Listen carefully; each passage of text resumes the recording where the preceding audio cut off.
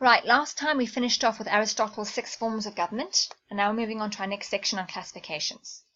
Have a look at this cartoon. The man in the middle has a common cold, and in his speech bubble he's saying, "This cold is killing me," which is quite a dramatic statement to make, because a common cold doesn't normally kill a person. In front of him is a doctor, so he's telling the doctor this. The doctor is obviously there not for him, but for the people in the background. HIV, AIDS, TB, HIV, those are the people we need to be concerned about, because those are the ones who have dreaded diseases, who need support and medical care to become healthy again. So the key issue here is how you understand the cartoon, because you can interpret it your own way. Everyone has their own perspective or worldview, or what we usually refer to as paradigms or way of looking at something, and so your interpretation of the cartoon might be different to the person who would be sitting next to you in class right now, etc., etc. So it doesn't matter how you interpret it. One of the interpretations, though, is that there's this idea that you have this very rich group of people in the world who are completely oblivious to the real worries and dangers and real concerns that are going on around the world, including vast disparities in equality and healthcare and access to good quality healthcare. And that is really one of the things going on in this cartoon. If we look at the next one, we have a person here who might be interpreted as being Madonna, who is saying to this man, "Do you have any in girl?" And the idea behind this is what the cartoonist is really trying to say, is that Madonna is coming to buy an African baby. And so this is a little bit harsh perhaps on what actually happened, because we don't really know what was going on in Madonna's head when she adopted the babies, and we don't know really the circumstances around that, or why, what informed that whole situation. But there's definitely a perception that you could have somebody from the West who's very rich like this just coming in and buying a baby as though it was a commodity, as though it was sort of a pair of shoes. You know, you might have heard somebody say, "Do you have this bag in blue?" Or "Do you have those shoes in black?" You know, or "Do you have those socks in white with a pink strip?" or whatever it is. And so what you're doing really is buying that thing. And this cartoonist is trying to say that Madonna is coming in and basically buying a baby. Again, you can interpret it in any way you wish to, but that is one of the interpretations. Now, there's a very difficult image coming up, very shocking in the next slide. So either skip this part of the video or fast forward it or something if you don't want to see this. Now, this is a very famous image. This image was captured by Kevin Carter in 1993 when he was taking pictures of the famine. I think it was in Somalia, but you can correct me if I'm wrong. Go on to YouLink and correct me if I'm wrong about that. And he was a photojournalist basically who took this picture. And he was criticized quite a lot afterwards for maybe not stepping in to help the kid and watching this and taking a picture of this. But he was trying to prove a point about something, saying about the world neglecting or turning a blind eye to this issue of famine, which was really, really, really bad in 1993. I mean, there's been bad famines, but the one in 93 was extremely bad. And we have this child here who later died as well, but being hunted basically by this vulture. And unfortunately, while this photojournalist did a good job in displaying this or portraying this stark image, which was really quite bloody and horrible, but also it also has another effect, because what it does is just reinforce this image of sort of deep, dark Africa where, you know, everyone dies from famine and disease. And, you know, that's slightly problematic, because you don't want the only pictures about Africa to be about the sort of third world kind of categorization of less developed and poor and impoverished and unequal. And although many of those things are true, because we do have very unequal societies still, and we do have impoverished societies, and we do have children dying of famine, there are other countries in the world who also do have those things. And even the US has people who are starving. And that's a sort of what you would normally classify as a first world country, you know. So one has to be careful about how one portrays developing countries. Yeah, I suppose we could discuss this, or maybe if you want to take it to the tutorials and ask the tutors what they think, that might be nice as well. Now, let's have a look at this slide. Sorry about the bit of a blurred image there, but you can basically see what it is essentially. You've got, this is how the world used to be classified during the Cold War, basically. You had the first world, where you can see all those green countries, the second world, which would be sort of the communist bloc, and the third world, which would be the developing countries. Now, at the time, this three worlds classification existed because people believed that the world could be divided into these three distinct blocks. The capitalist first world, as I said, the communist second world, and the developing third world. Now, during the Cold War, when this system of classifications was used, the capitalist first world would have been normally the liberal democracies with a free market system, which is obviously using the capitalist system. And there, in the 80s, basically, it was the industrial West that we're talking about here. 63% of the world's GDP, or gross domestic product, was basically in control of about 15% of the world population. So that's 2/3 of the world's GDP controlled by 15% of the world's population. So you can see that the huge disparity there. In the communist second world, that would be basically one-party states, largely industrialized. They would have 19% of the GDP, and that would be in the control of about 33% of the world population. And then a developing third world would have been the sort of authoritarian states during the Cold War. And listen to this statistic. This is quite interesting and stark. 52% of the world population, right? So over half of the world population and only 18% of GDP. They had only 18% of the GDP, of the world's GDP. Now that is that's basically insane. But those would have been like dictators, authoritarian regimes, military regimes, anywhere controlled to a large degree by the army or some sort of absolute monarch, that kind of thing. Now, let's look at this image. The city of Los Angeles spent $1.4 trillion for a Michael Jackson tribute where rich celebrities sang "We Are the World." And the other child says, "For a brief moment there, even I lost my appetite." This is actually quite a... Let's have a look at this cartoon. We've got two small children here who are obviously suffering from some disease, probably kwashiorkor, and it doesn't look too likely that they'll have a good future. Probably dying quite imminently after this, actually. But one of the children says, "The city of Los Angeles spent $1.4 trillion for a Michael Jackson tribute where rich celebrities sang "We Are the World." Another child says, "For a brief moment there, even I lost my appetite." It's very telling, this cartoon, actually. I mean, it's quite stark to look at, and the imagery is very sort of emotional, and it does move one.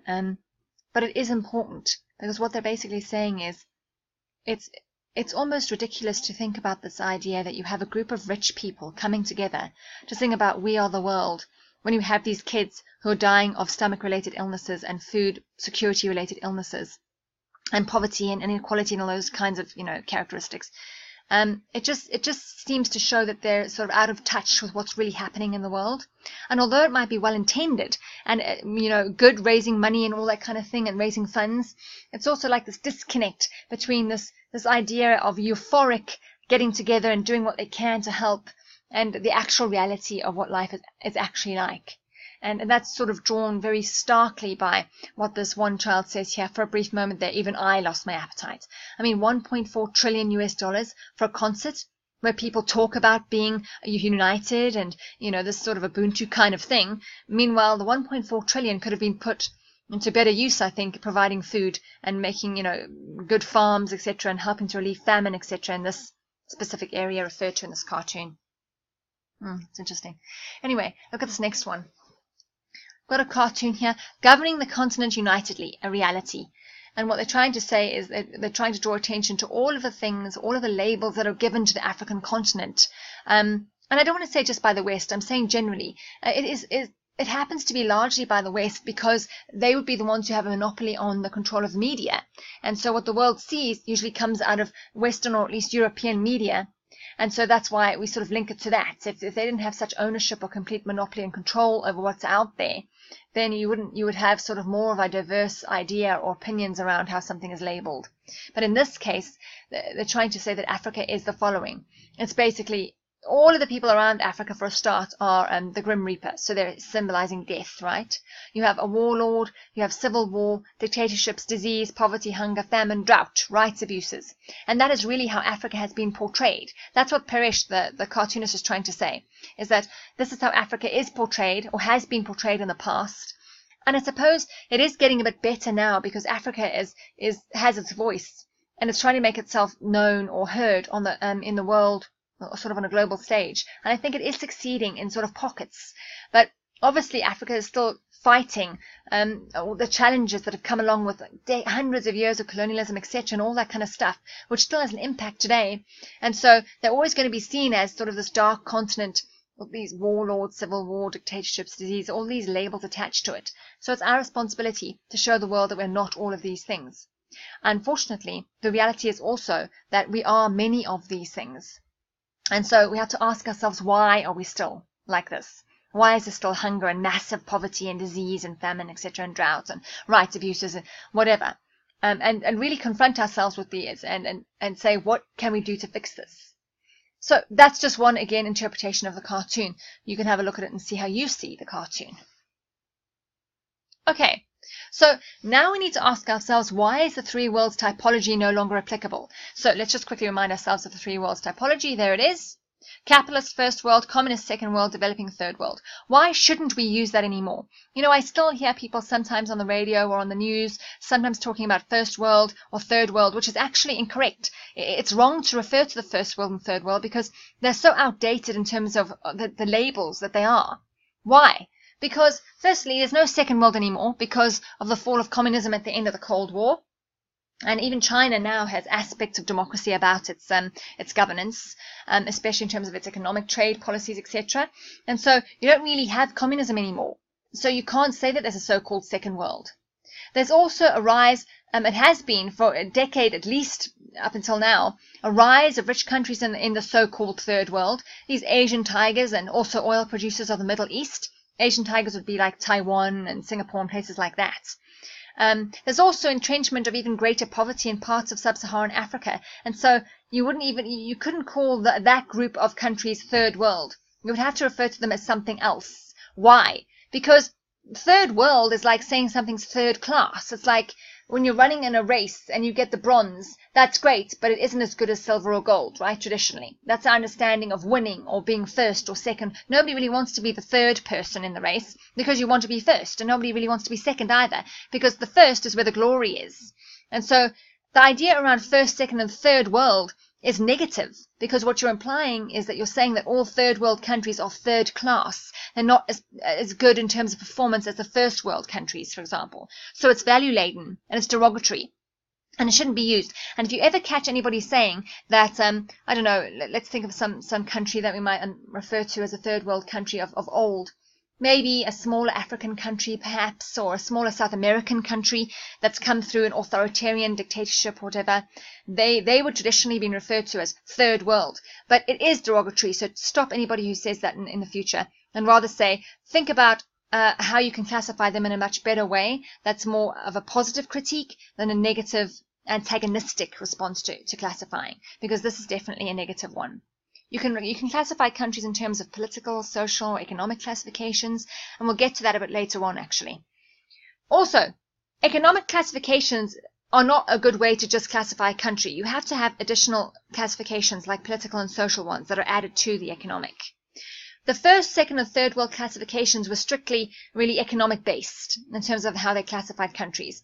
And that disregards culture and the whole culture civilization debates. It disregards that completely, and those can't be disregarded when you categorize countries. So the first, second, and third world makes no sense as a classification.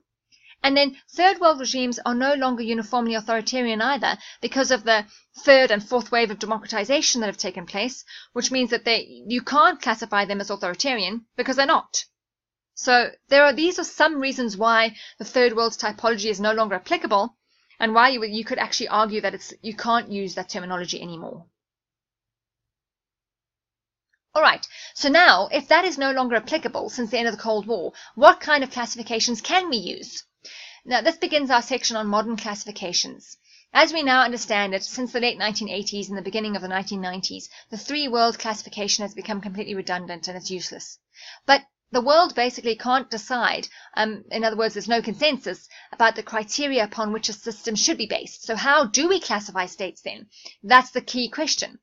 No system of classification relies on just one factor, right? There's actually a variety of political, economic, and cultural or social factors that must come into play when you classify.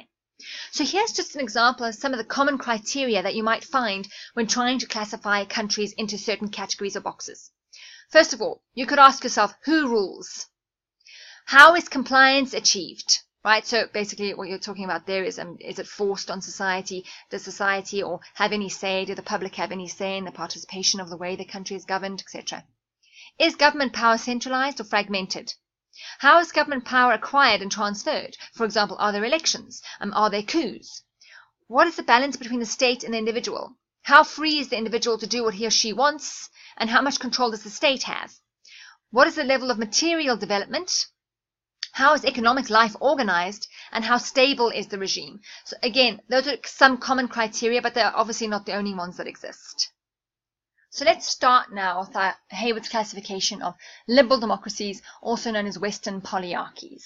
Okay, polyarchy is probably a better term than liberal democracy, because liberal democracy as a term just conjures up this image of this political ideal that exists in the world. And there's real normative implications there. When I say normative, I'm talking about value-based stuff here. Norms are like value-based stuff. So there are normative implications in saying that a country is a liberal democracy, because what you're trying to say is that, they're an ideal. There's some sort of perfect democracy where everything's perfect and everything's ideal and everyone has freedoms and the economy is great. And that's just not true. Nowhere in the world is there a perfect liberal democracy that exists anywhere, right? So polyarchy is probably a better way to describe them, because polyarchy falls a little bit short of this ideal goal of liberal democracy kind of thing. And there are two general features in Western polyarchies, which are normally found in North America, Western Europe, and Australasia. And the first one is a very high tolerance of opposition parties, which is definitely true. It's guaranteed by a competitive party system, so you can compete in a party system. It's not just one party that rules, basically. You have a number that are allowed to compete freely against each other for votes. It's institutionally guaranteed, basically, and protected civil rights, civil liberties, and a very vibrant, or what we sometimes refer to as a dynamic or moving civil society that really is active and gets out there and confronts what government does and holds them accountable, or at least attempts to hold them accountable. And the second point here is that in Western polyarchies, there are widespread opportunities for participation. So it might be that you can participate through voting, which is a classic way to do so. It's very conventional. Or you can write letters to your local government councillor or provincial government, or you can go straight to the president, so, phone him on the hotline kind of thing. And those are some examples of how you might participate as a citizen in that society. There's also a widespread acceptance of liberal individualism, and this idea of like a heightened sensitivity to individual rights, really. And there are two types of Western polyarchies. You have majority democracies and you have consensus democracies. And the next slide gives you a bit of an explanation as to what those are. Like majority democracies would be like the UK, New Zealand, Australia, Canada, Israel, and India, whereas consensus would be USA, and consociational democracies, Belgium, Netherlands, Austria, and Switzerland. Now, how would you explain what a majority democracy is? Well, obviously, you must check out Haywood for the classification, but here are a couple of the key features. There's normally either a single-party government, or because there's never really coalitions. You have a party that wins, and that party is in power, basically. There's a fusion of power between the executive and the assembly. It's normally a two-party system, although it can open up a bit to some multi-party sort of aspects, but it's normally really two parties that actually it's pronounced as they're the ones that have the most power and the most following. It's a simple plurality or a first-past-the-post voting system, which you'll learn about later when we look at elections. A unitary or centralized government, and an uncodified constitution. Those are some examples of what a majority democracy might look like. Whereas a consensus democracy would have the following features. Instead of having like a single party government, sort of like just the Republican, party, or just the Labour Party or the Conservative Party, or in the UK or whatever, there would be coalition governments. And that happens a lot in Germany and places like that. There's a separation of powers between the executive and the assembly. Usually a multi-party system, and that's why you have so many coalitions because of that. Proportional representation voting system. Federalism or devolution of powers down. And a constitution and a Bill of Rights.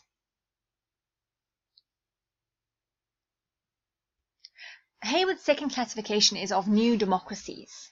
Now, obviously the collapse of communism towards the end of the late 1980s saw the breakup of the USSR.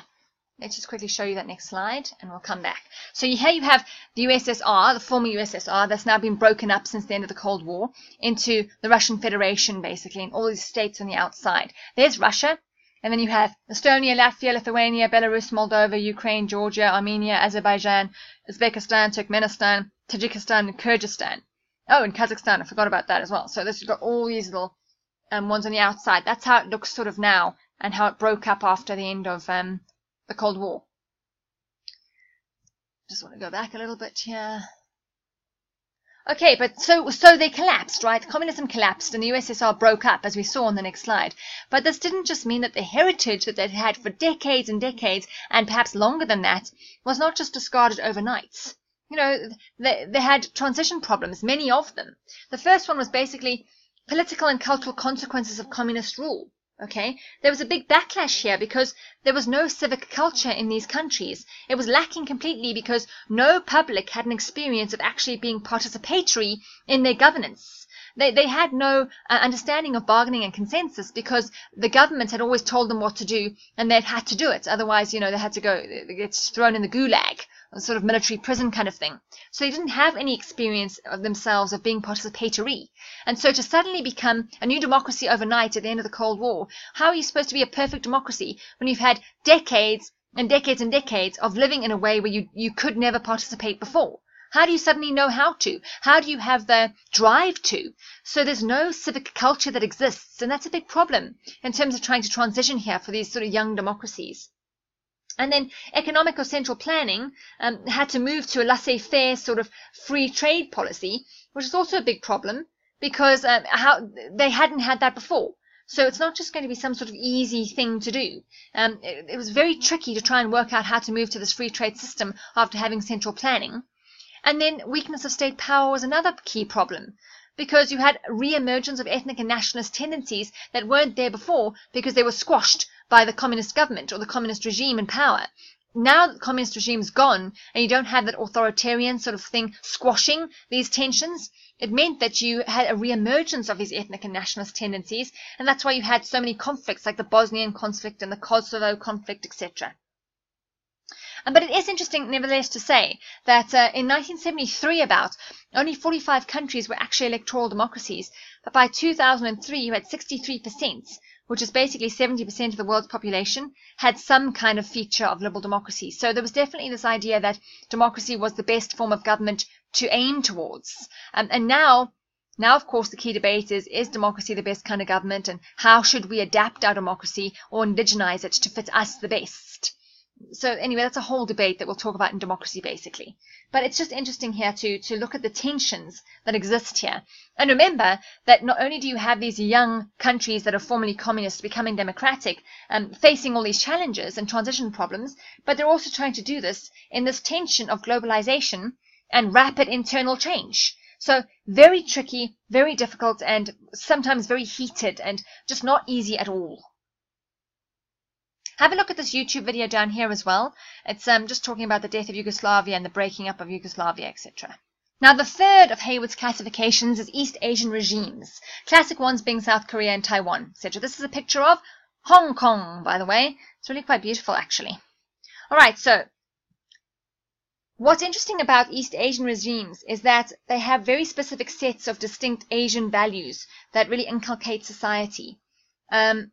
One is economic goals rather than political. So the idea would be to boost growth and prosperity. This is very true of the tiger economies, South Korea, Hong Kong, Taiwan, Singapore, and even Malaysia as well. A strong government, this idea of a general acceptance of the state as father figure, and then you would defer to the state because the state is your father and is supposed to look out for your interests and your needs, and so you have ultimate respect for the state in that way. Similarly, respect for leaders, because Confucian principles of loyalty, discipline, and duty would then prevail here. And the emphasis is supposed to be on community and social cohesion, with the central role of the family being about groupthink. So it's not about individualism, which is highly, sought after in the West and in liberal democracies or Western polyarchies. This idea of liberal individualism and freedom of the individual, and don't infringe on the rights of the individual. They can be allowed to do what they want when they want, kind of thing. This is more around community and social cohesion, in many ways linking quite a lot to sort of African culture and the idea of community, rather than this individualistic drive for, me, and what can I do for me, and how can I make my life better. Okay. Our next classification is Islamic regimes, classically found in the Middle East and North Africa. And here, Islam is a complete way of life, including the political system and Sharia law. So if you get a question that says, what is an Islamic regime, it would be basically a regime that is completely controlled by the religion of Islam. in all aspects of that society through the enforcement of Sharia law. Here, have a look at this image now. This is when the Islamic State was at its height a few years ago, and this is what they wanted, a supposed future caliphate of the Islamic State. I'm hoping everyone here knows of the Islamic State, right? Because otherwise, where have you been for the past 5 years, okay? Terrorist organization, or depending on how you define terrorist, obviously, but generally classified as a terrorist organization. They want this caliphate of a Muslim society to be built up of the following countries. It's a huge coverage of land, as you can see here.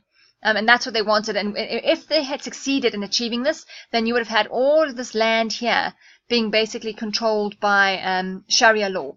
If you think back to around 1997 to 2001 in Afghanistan, where the Taliban was ruling, they ruled with strict theocratic rule and exclusion of women, for example, from education and the economy and public life in general. That would be very strict understanding of Sharia law. And that's Islamic classifications. Obviously, people remember that you must read the textbook here. I'm only giving you sort of key areas to look at. But, another point I wanted to say is that the Sharia law is derived from the Quran and the Hadith, which is teachings of Prophet Muhammad. Okay, now our next regime is a military regime. Okay, now here, leading positions in this kind of regime are usually filled by the military, who normally seize power through some kind of revolution or coup. And the power is based on the person's position within the military or chain of command. So the head of the army would then be the head of the country, because that's the chain of command, and so it would make sense. And there are two forms of military regimes normally in history. You have a military junta, which sort of means council, or you have military-backed personalized dictatorship. For example, below, I don't know if any of you would recognize this one leader on the white, on the I don't know, it would be my left-hand side here as I look at it, in the white army uniform, is Augustus Pinochet from Chile after the 1973 coup. And then next to him would be General Sani Abacha, from 93 to 98 in Nigeria. And he would be another example of a military regime. It's normally, what happens is the political and constitutional arrangements are suspended when you have a military junta or a military-backed personalized dictatorship, because then everything comes through the military and how the military normally organizes its policies, etc. Now, some people find Haywood's classifications problematic. This is a self-study section, so you need to go and look these up. You probably won't be asked this, but it's important to know why you might find Haywood's classification problematic. I mean, you don't have to agree with him. He's one author. There are many people out there who classify in very different ways, and you don't have to automatically agree with Haywood. You should always, in fact, critique what Haywood has to say or what anybody else has to say, because there's always more knowledge and more information out there. So never take anything at face value and just assume that it's absolutely correct. You have to always provoke and say, but is this true, and can this be true, and look at other ways to classify. But have a look at the problems with Haywood's classification. So there are obviously problems with Haywood's classification, because there are always problems with everybody's classification. Remember the whole idea around personal bias, and how even if you're an academic and you try your best not to be biased, there's always going to be some sort of inherent lack of objectivity, because we're all human, right? So the best thing you can do is to try and be as objective as you can be by looking at all the facts and rounding out the whole argument. And Haywood, you might not agree with his classification. You might think his classification is stupid, but then you must justify why you think that, and then come up with your own classification, for example. The point of the slide is just to say, though, that there are always going to be problems with everyone's classification. Have a look here at McCormick's classification system now. His is also a different one. He classifies according to political, economic, and social variables. Now, in terms of political variables, he looks at structure of government. He looks at states' record of human rights and democracy. He looks at the relationship between government and citizens, ideas about the role of the state and sort of the pervasiveness of the state, how important the state is, and also levels of political legitimacy, or how much support the state has in terms of the population. And you can find out indicators to measure political variables by looking at the following key sites, like the Economist's Democracy Index, the governance indicators from the World Bank. They measure rule of law and political stability and those kinds of indicators. You can also go to the Freedom House Index, and they look at, I think I mentioned this, but if not, they look at civil and political rights and on a score from 1 to 7, where 1 is the most free and 7 is the least free, and you want to be 1. You want to be as close to 1 as possible, okay? Then the Corruption Perception Index as well, where it looks at levels of political effectiveness and how effective governments are in preventing corruption. And the Mo Ibrahim Index of African Governance is also very good. Basically looks at a number of indicators in terms of political development of a country. Then economic variables are also very important because government's role in the economy is important to classify. You need to know how free is the state to trade with another state. How much influence does the government have over the economy? A formerly communist state would be centrally planned, whereas a newly democratic state would have free trade. You call it free trade, but that's a whole argument on its own, really, actually. But anyway, the point is it's referred to as free trade, or, allowing people to trade freely, let's say it like that. But you can look at the Economic Freedom Index or the Fraser Institute to find out some more there in terms of indicators. When you're classifying in terms of economic variables, you also look at national wealth, like the GDP or the gross domestic product, adjusted according to purchasing power parity. You also look at economic structure. That is like, what is the structure of the country? Is it a service-led industry, service-led economy? Is it an industrial-led economy? Is it an agriculturally based economy? Those are ways for you to classify countries too. If it's an economic structure based on service, then you're looking at a country that has really a lot of tourism, a lot of insurance companies, banking, computers, retail, that kind of thing. Industry is obviously, as it says, industry, so making goods. And agriculture would be more like less developed countries who are agriculturally based in terms of their national wealth. They basically have tobacco, or they farm more than they have services that are available. Social variables are also looked at. Life expectancy, for example, how long you might be expected to live if you're from a certain country. And that would depend a lot on the health system and the quality of life, and access to resources, etc., access to food. Infant mortality is also used as an indicator. That would be how many children die per 1,000 live births, how many babies die. And that also says a lot about the state of the health system in the country and the state of clean water and sanitation that exists in the country. And then adult literacy, basically referring to how many people can read or write in that country. And you can look at the United Nations Human Development Index to find out all the statistics that they have. Some of them are a few years old, but they're still the most recent. And that's another important point, that if you are sort of doing an essay in the future and you want to refer to statistics, and you want to use, for example, the UN Human Development Index, you can refer to them, but if they have data that's sort of 2012, you would have to try and find other statistics that are more updated first. If you can't, then you would say then the latest data says that people can live to the age of 84 in South Africa, for example, whatever it is. Okay, so there are 6 arenas for classification then, according to McCormick. Here they are.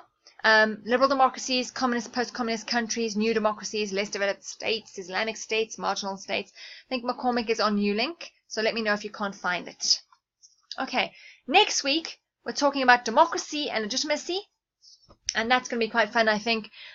Maybe it'll challenge your idea around democracy a little bit, which I think is important, and hopefully we can get some debates going in class. So that finishes our discussion on classifications, and we move to democracy next week.